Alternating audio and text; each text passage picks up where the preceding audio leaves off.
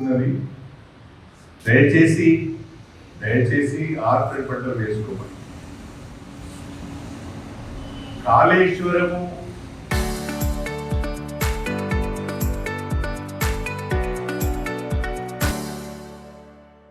ప్రతి దగ్గర కూడా కాళేశ్వరం గురించి మాట్లాడుతున్నారు.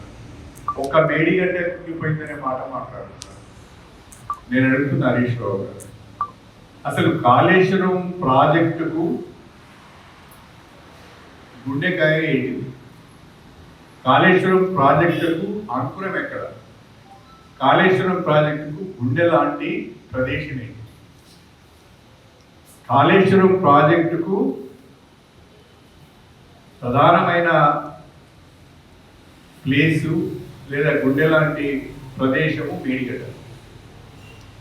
మేడిగడ్డని నీటిని నిల్వ చేస్తేనే కన్నెపల్లి ద్వారా వాటర్ని లిఫ్ట్ చేయవచ్చు. అక్కడి నుంచి అన్నారము, సిందిల్లా, ఎల్లపల్లి దాకా వాటర్ తీసుకుపోవచ్చు. అసలు మేడిగడ్డలోనే వాటర్ లిఫ్ట్ చేయడానికి అవకాశం లేకపోతే కాళేశ్వరం ప్రాజెక్ట్ ఎంతో ఉపయోగపడుతుంది. అంటే మీ మిడిమిడి జ్ఞానంతో ఇంజనీర్ల సలహాలు తీసుకోకుండా, సూచనలు తీసుకోకుండా కాళేశ్వరం ప్రాజెక్టును కట్టి దాదాపు 1,00,000 కోట్ల రూపాయలు ఖర్చు చేసి అది కుంగిపోవడానికి కారకులయ్యి ఇవాళ మీరు ఏదో బ్రహ్మాండంగా మేము కాళేశ్వరం పెట్టినామని చెప్పుకుంటున్నాం. ఇది సరే కాదు. ముందు కేసీఆర్, హరీష్ రావు, కేటీఆర్ అందరూ కూడా కాళేశ్వరం కుంగిపోవడానికి బాధ్యత మాదే, మా ప్రభుత్వంలోనే కట్టాం, మా ప్రభుత్వంలో కుంగిపోయింది, మేము ఇంజనీర్ల యొక్క సూచనలు పాటించలేదు, పట్టించుకోలేదు కాబట్టే మేడిగడ్డకి దుర్గతి పట్టింది అని మీరు ముందుగా బాధ్యత తీసుకొని మిగతా వాటి గురించి మాట్లాడారు.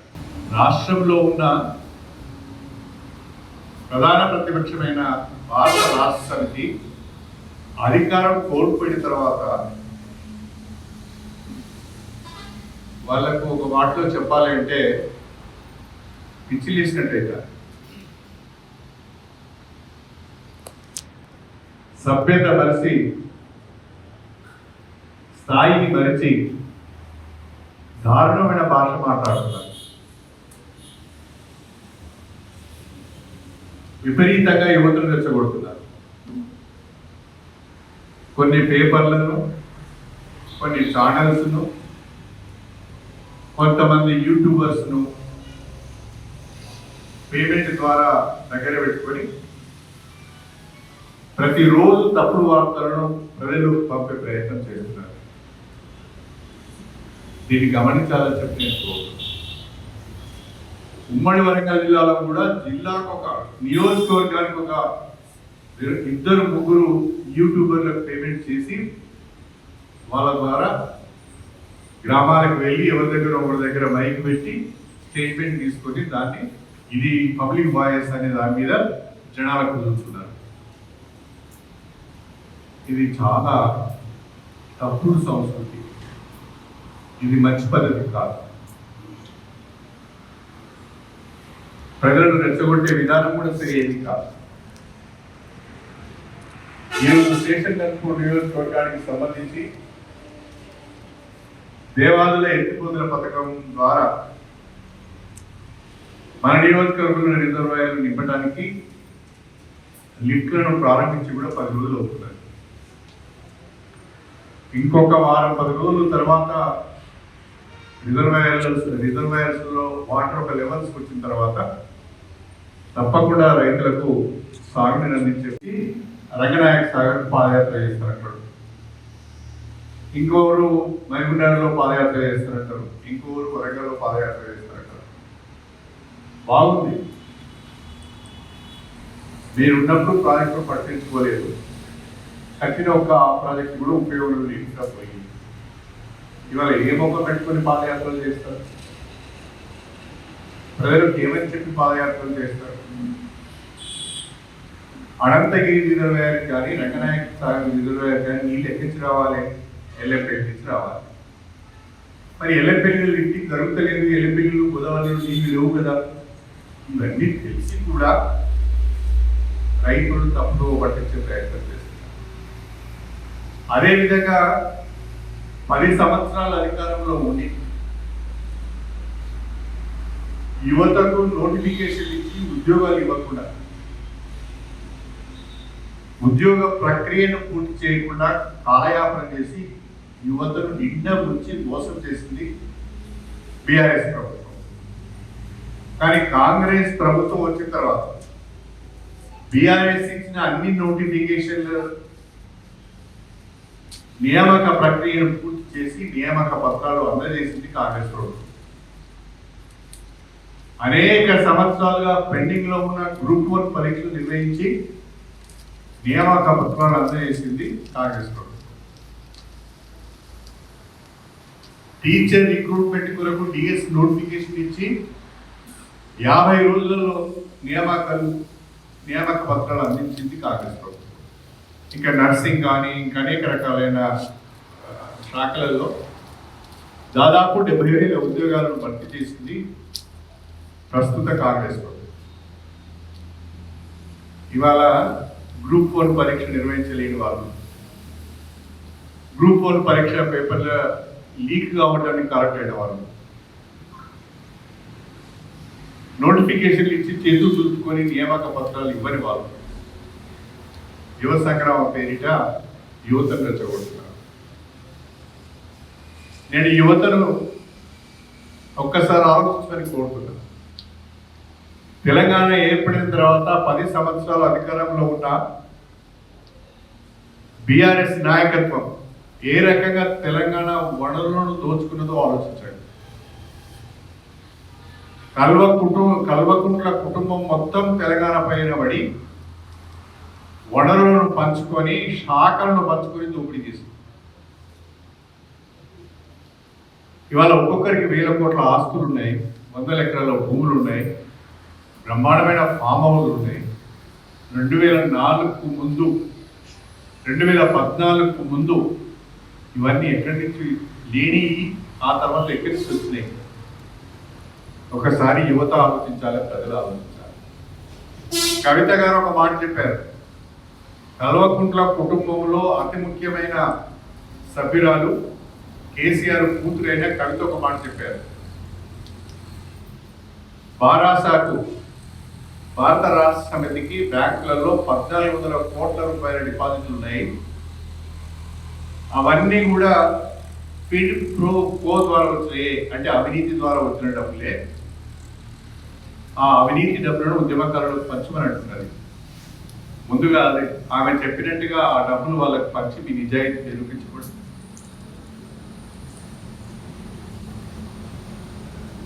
హరీష్ రావు గారు నీటిపారుదల శాఖ మంత్రిగా విపరీతమైన దోపిడీకి పాల్పడుతున్నాడని కేసీఆర్ ఆయనను రెండవసారి ఆయనకు మంత్రి పదవి ఇవ్వకుండా తప్పించాడు. మళ్ళీ ఇప్పుడు నాకు ప్రాజెక్టులు అప్పచెప్పండి, నేను చేసి చూపిస్తానని అంటున్నాడు. చేసి చూపించడానికి కాదు, మరొకసారి దోపిడీ చేయడానికి మాత్రమే అని కవిత అంటున్నారు. జరగబోయే దానికి మేము బాధ్యత వహిస్తామంటారు. అంటే ఎంత ఏదారి మాట్లాడుతున్నారు, ప్రజలు ఏమనుకుంటున్నారు అని కూడా ఆలోచించలేదు. దయచేసి నేను రైతాంగానికి విజ్ఞప్తి చేస్తున్నాను. ఇవాళ గోదావరిలో ఆశించిన మేరకు నీటి ప్రవాహం లేదు, నీటిని ఎత్తిపోసే అవకాశం లేదు.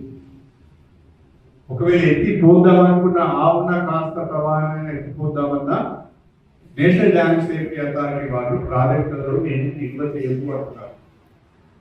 ఈ పరిస్థితుల్లో ప్రభుత్వము ఎన్డీఎస్ఏలు కాదని, కేంద్ర జల సంఘము కాదని ముందుకు పోయే అవకాశం లేదు. అందుకనే ప్రభుత్వం చెప్తున్నది, దయచేసి ఆర్పడి బట్టలు వేసుకుంటాం. కాళేశ్వరము ప్రతి దగ్గర కూడా కాళేశ్వరం గురించి మాట్లాడుతున్నారు. ఒక మేడిగడ్డ కుంగిపోయిందనే మాట మాట్లాడుతున్నారు. నేను అడుగుతున్న హరీష్ రావు గారు, అసలు కాళేశ్వరం ప్రాజెక్టుకు గుండెకాయ ఏంటి? కాళేశ్వరం ప్రాజెక్టుకు అంకురం ఎక్కడ? కాళేశ్వరం ప్రాజెక్టుకు గుండె లాంటి ప్రదేశం ఏంటి? కాళేశ్వరం ప్రాజెక్టుకు ప్రధానమైన ప్లేసు లేదా గుండె లాంటి ప్రదేశము మేడిగడ్డ. మేడిగడ్డను నీటిని నిల్వ చేస్తేనే కన్నెపల్లి ద్వారా వాటర్ లిఫ్ట్ చేయవచ్చు. అక్కడి నుంచి అన్నారం, సింధిల్ల, ఎల్లపల్లిలకు వాటర్ తీసుకుపోవచ్చు. అసలు మేడిగడ్డలోనే వాటర్ లిఫ్ట్ చేయడానికి అవకాశం లేకపోతే కాళేశ్వరం ప్రాజెక్ట్ ఎట్లా ఉపయోగపడుతుంది? అంటే మీ మిడిమిడి జ్ఞానంతో ఇంజనీర్ల సలహాలు తీసుకోకుండా, సూచనలు తీసుకోకుండా కాళేశ్వరం ప్రాజెక్టును కట్టి దాదాపు 1,00,000 కోట్ల రూపాయలు ఖర్చు చేసి అది కుంగిపోవడానికి కారణమై ఇవాళ మీరు ఏదో బ్రహ్మాండంగా మేము కాళేశ్వరం పెట్టినట్టు చెప్పుకుంటారు. ఇది సరైనది కాదు. ముందు కేసీఆర్, హరీష్ రావు, కేటీఆర్ అందరూ కూడా కాళేశ్వరం కుంగిపోవడానికి బాధ్యత మాదే, మా ప్రభుత్వంలోనే కట్టాం, మా ప్రభుత్వంలో కుంగిపోయింది, మేము ఇంజనీర్ల యొక్క సూచనలు పాటించలేదు, పట్టించుకోలేదు కాబట్టి మేడిగడ్డకి దుర్గతి పట్టింది అని ముందుగా బాధ్యత తీసుకొని మిగతా వాటి గురించి మాట్లాడారు. హరీష్ రావు గారు అనంత సాగర్ నుంచి, అనంతగిరి నుంచి రంగనాయక సాగర్ పాదయాత్ర చేస్తున్నట్టు, ఇంకొకరు మహబూబ్నగర్లో పాదయాత్ర చేస్తున్నట్టు, ఇంకొకరు వరంగల్లో పాదయాత్ర చేస్తున్నట్టు. బాగుంది, మీరు ఉన్నప్పుడు ప్రాజెక్టులు పట్టించుకోలేదు, కట్టిన ఒక్క ప్రాజెక్టు కూడా ఉపయోగం లేకుండా పోయింది. ఇవాళ ఏ మొక్క పెట్టుకుని పాదయాత్రలు చేస్తారు? ప్రజలకు ఏమని చెప్పి పాదయాత్రలు చేస్తారు? అనంతగిరి రిజర్వాయర్ కానీ, రంగనాయక సాగర్ రిజర్వాయర్ కానీ నీళ్ళు ఎక్కడి నుంచి రావాలి? ఎల్లపల్లి నుంచి రావాలి. మరి ఎల్లపల్లి ఇంటికి జరుగుతలేదు, ఎల్లపల్లి గోదావరిలో నీళ్ళు లేవు కదా. ఇవన్నీ తెలిసి కూడా రైతులు తప్పుదో పట్టించే ప్రయత్నం లేదు. అదేవిధంగా 10 సంవత్సరాల అధికారంలో ఉంది, యువతకు నోటిఫికేషన్ ఇచ్చి ఉద్యోగాలు ఇవ్వకుండా, ఉద్యోగ ప్రక్రియను పూర్తి చేయకుండా కాలయాపన చేసి యువతను నిండా ముంచి మోసం చేసింది బీఆర్ఎస్ ప్రభుత్వం. కానీ కాంగ్రెస్ ప్రభుత్వం వచ్చిన తర్వాత బీఆర్ఎస్ ఇచ్చిన అన్ని నోటిఫికేషన్లు నియామక ప్రక్రియను పూర్తి చేసి నియామక పత్రాలు అందజేసింది కాంగ్రెస్ ప్రభుత్వం. అనేక సంవత్సరాలుగా పెండింగ్ లో ఉన్న గ్రూప్ 1 పరీక్షలు నిర్వహించి నియామక పత్రాలు అందజేసింది కాంగ్రెస్ ప్రభుత్వం. టీచర్ రిక్రూట్మెంట్ కొరకు టీఎస్ నోటిఫికేషన్ ఇచ్చి 50 రోజులలో నియామక పత్రాలు అందించింది కాంగ్రెస్ ప్రభుత్వం. ఇక నర్సింగ్ కానీ ఇంకా అనేక రకాలైన శాఖలలో దాదాపు 70,000 ఉద్యోగాలను భర్తీ చేసింది ప్రస్తుత కాంగ్రెస్ ప్రభుత్వం. ఇవాళ గ్రూప్ 1 పరీక్ష నిర్వహించలేని వాళ్ళు, గ్రూప్ 1 పరీక్ష పేపర్ల లీక్ కావడానికి కారణమైన వాళ్ళు, నోటిఫికేషన్ ఇచ్చి చేతులు చూసుకొని నియామక పత్రాలు ఇవ్వని వాళ్ళు యువ సంగ్రామం పేరిట యువతను రెచ్చగొడుతున్నారు. నేను యువతను ఒక్కసారి ఆలోచించడానికి కోరుతున్నాను. తెలంగాణ ఏర్పడిన తర్వాత 10 సంవత్సరాల అధికారంలో ఉన్న బీఆర్ఎస్ నాయకత్వం ఏ రకంగా తెలంగాణ వనరులను దోచుకున్నదో ఆలోచించండి. కల్వకుంట్ల కుటుంబం మొత్తం తెలంగాణ పైన పడి వనరులను పంచుకొని, శాఖలను పంచుకొని దోపిడీ చేస్తుంది.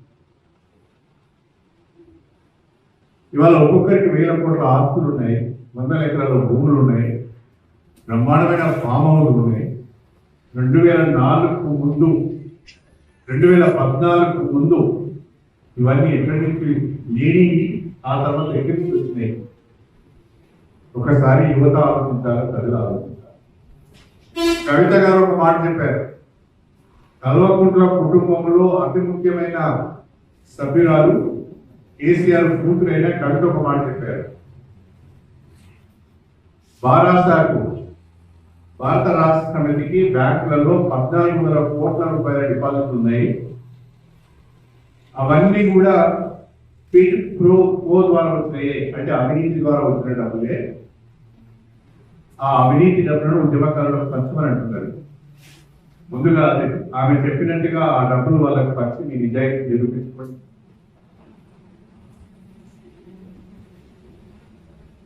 హరీష్ రావు గారు నీటిపారుదల శాఖ మంత్రిగా విపరీతమైన దోపిడీకి పాల్పడుతున్నాడని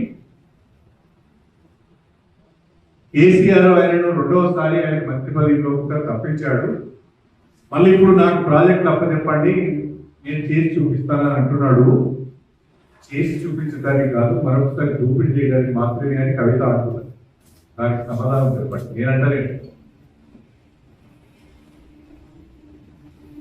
రాష్ట్రంలో ఉన్న ప్రధాన ప్రతిపక్షమైన భారత రాష్ట్ర సమితి అధికారం కోల్పోయిన తర్వాత వాళ్లకు ఒక మాటలో చెప్పాలి అంటే పిచ్చిలేసినట్టు సభ్యత మరిచి స్థాయిని మరిచి దారుణమైన భాష మాట్లాడుతున్నారు. విపరీతంగా యువతను రెచ్చగొడుతున్నారు. కొన్ని పేపర్లను, కొన్ని ఛానల్స్ను, కొంతమంది యూట్యూబర్స్ను పేమెంట్ ద్వారా దగ్గర పెట్టుకొని ప్రతిరోజు తప్పుడు వార్తలను ప్రజలకు పంపే ప్రయత్నం చేస్తున్నారు. దీన్ని గమనించాలని చెప్పేసి ఉమ్మడి వరంగల్ జిల్లాలో కూడా జిల్లాకు ఒక నియోజకవర్గానికి ఒక 2-3 యూట్యూబర్లకు పేమెంట్ చేసి వాళ్ళ ద్వారా గ్రామాలకు వెళ్ళి ఎవరి దగ్గర ఒకరి దగ్గర బైక్ పెట్టి స్టేట్మెంట్ తీసుకొని దాన్ని ఇది పబ్లిక్ వాయిస్ అనే దాని మీద జనాలకు కుదురుతున్నారు. ఇది చాలా తప్పుడు సంస్కృతి. ఇది మంచి పద్ధతి కాదు. ప్రజలను రెచ్చగొట్టే విధానం కూడా సరైనది కాదు. ఈరోజు దేశంగన్పూర్ నియోజకవర్గానికి సంబంధించి దేవాదుల ఎత్తిపోతల పథకం ద్వారా